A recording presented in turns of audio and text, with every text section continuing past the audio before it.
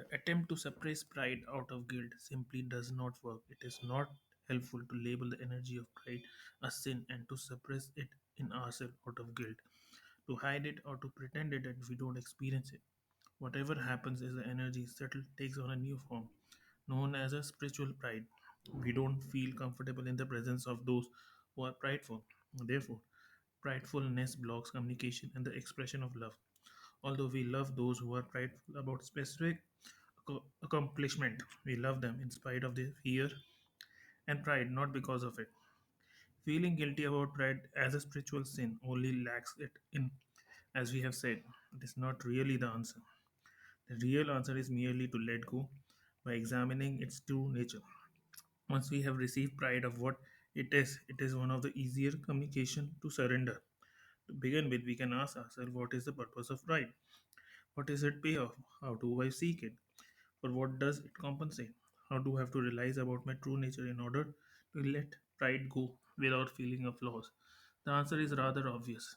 The smaller we feel within, the more we have to compensate for an inner sense of inadequacy, unimportance, and valuelessness by the substitute of the emotion of pride. The more we surrender our negative emotion, the less we will rely on the glitch of pride. In its place, there will be a quality that the world calls humility, that we subjectively experience as peacefulness. True humility is distinct from the paradox of pride in one humility or false modesty. In the public arena, false modesty is the pretense of self diminishment, with the longing that the other will recognize the accomplishment that one is so proud of, but too proud to brag about openly. Therefore, true humility cannot be experienced by the person who is said to possess it because it is not an emotion. As we have said before, the true humble cannot be humbled. They are immune to humiliation.